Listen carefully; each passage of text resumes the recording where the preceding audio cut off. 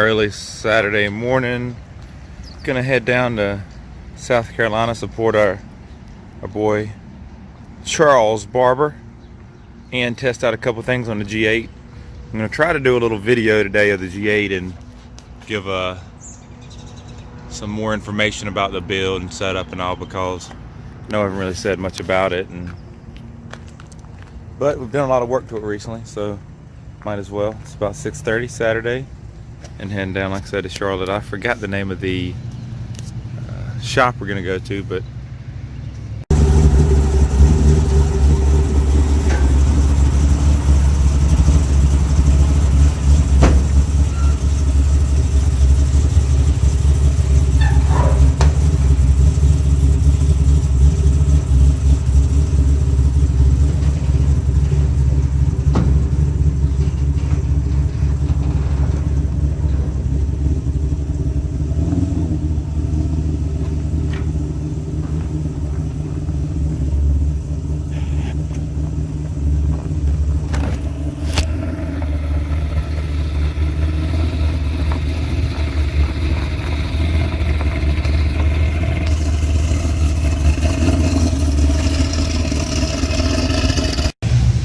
about 9:30, made it up here to United Restorations and Performance in South Carolina. Like I said, buddy Charles Barber's up here, got the G8. We put in some race runners in the F.A.S.T intake. We're gonna try those out today and make a couple pulls. Then I'll do a little bit of just a little going over the G8, but it looks like they're having a dyno day. Good amount of cars out here, and we'll get some cars here later too. So yep, next is I'm just trying to get the tune straight on the G8s for the dyno, and we'll see what the race runners do as opposed to the long runners I had in the F.A.S.T, and go from there. Next in line, just throwing a dyno tune in here to make sure we lock the converter. We're going to lock it manually as well, but I just always like to make sure we're good.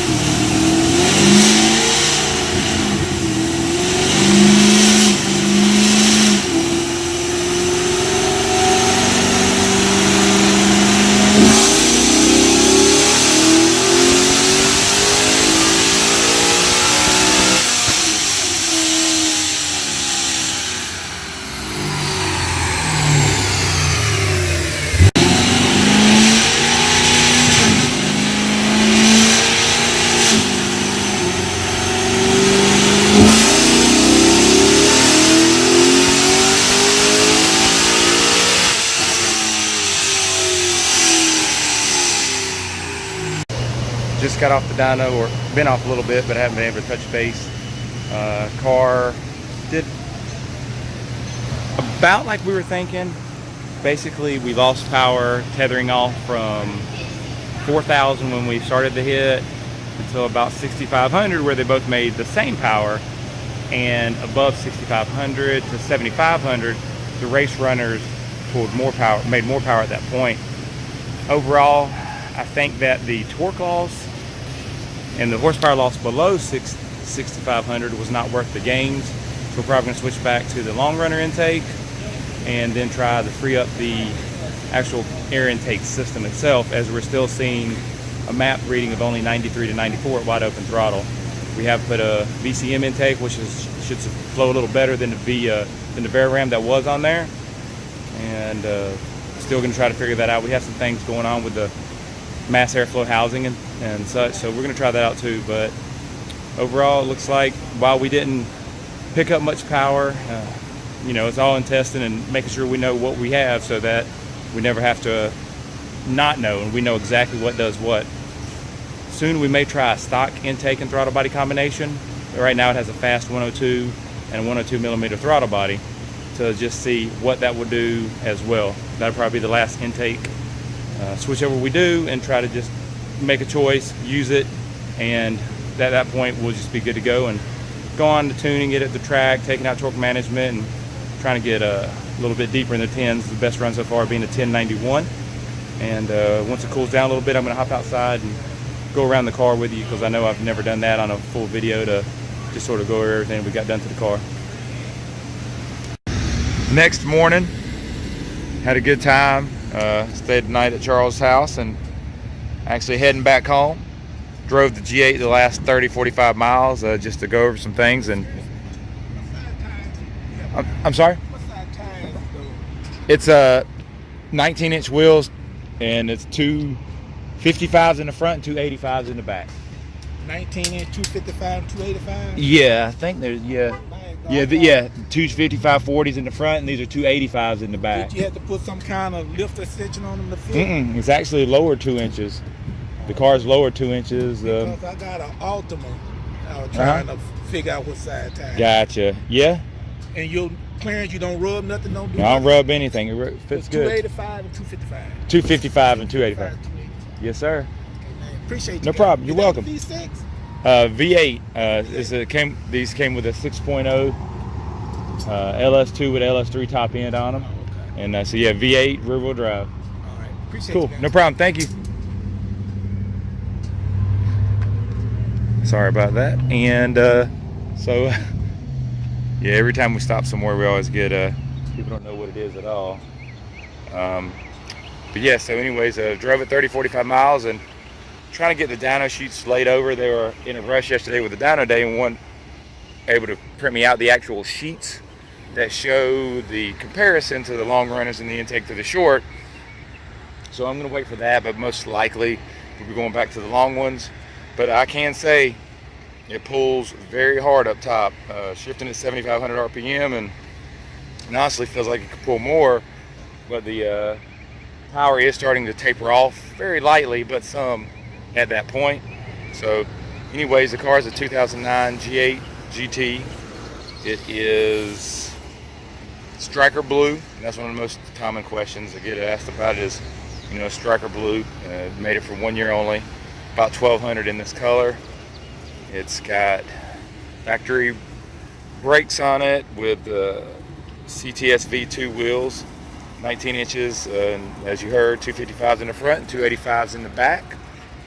And it's got a fully built engine, forged bottom end, Texas speed 265 heads, about a 650 some lift cam. I have to get the exact specs. 12.5 to 1 compression on the 85. And it's running pretty good. We've got it in the high 10s on all motor at over 4,000 pounds. As it sits right now, full interior.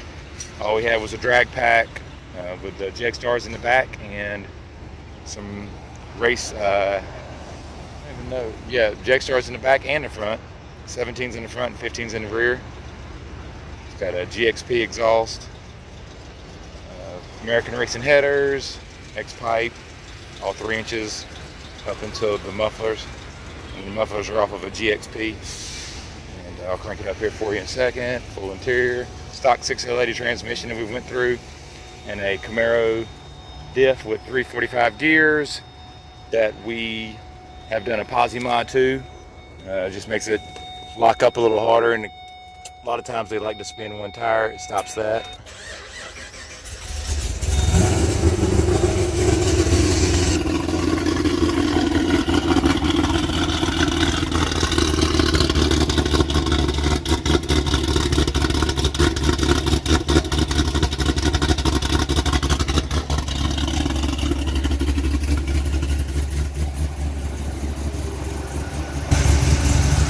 We hope to go later this year, deeper into 10s after we sort some problems, or not problems, but sort some things, do some suspension work and take a little weight out of it and get some negative DA.